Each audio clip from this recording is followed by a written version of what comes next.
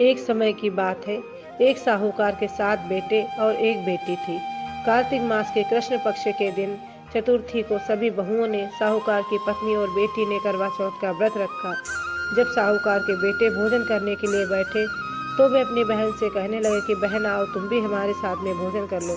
बहन ने कहा, भाई अभी चांद नहीं निकला, चांद निकलने पर उसका पूजन और अर्घ्य देकर ही मैं भोजन करूंगी। साहूकार के बेटे अपनी बहन से बहुत प्रेम करते थे। वे अपनी बहन को भूखा नहीं देख सकते थे। उन्होंने नगर के पास ही पहाड़ी पर एक दीपक जलाकर रखा और चलने की ओट में रख दिया। बहन से बोला, देखो चांद निकल आया, अब तुम व्रत खोल सकती हो। साहूकार की बेटी ने अपनी भाभियों से कहा कि आप सभी चलिए, मेरे साथ में पूजन करिए, अर्घ दीजिए, फिर हम भोजन करते हैं।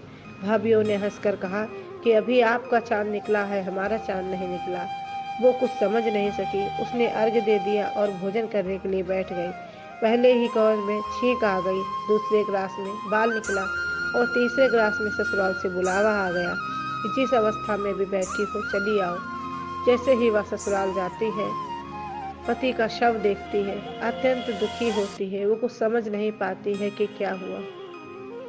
फिर उसकी माँ समझाती है कि बेटी, तुमसे लगता है कि व्रत में कुछ गलती हुई है। अब तुम हर महीने की चतुर्थी का व्रत करो और चौथ माता से अपने सुहाग के लिए प्रार्थना करो। अपने पति का शरीर सुरक्षित रखो 1 वर्ष तक। वह अपने पति की सेवा करने लगी। उसके शरीर की साफ सफाई करती, प्रतिदिन पूजन करती और हर चौथ को व्रत करती, अर्घ्य देती और अपने सुहाग के लिए प्रार्थना करती। जब 1 वर्ष व्यतीत होने पर पुनः करवा चौथ का दिन आता है।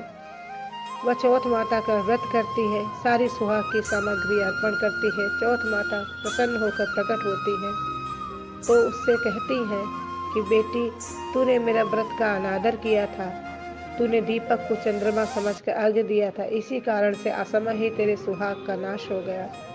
वह क्षमा मांगती है। माता का आशीर्वाद से उसका पति पुनः जीवित हो जाता है। इसी प्रकार से जो भी स्त्रियां पूरे निष्ठा के साथ में इस चतुर्थी का व्रत करती हैं और गौरी गणेश का पूजन करके सुहाग की सामग्रियां अर्पण करती हैं, तो उनके आशीर्वाद से उन्हें अखंड सौभाग्य की प्राप्ति होती है। जय चौथ माता की, जय गौरी गणेश की।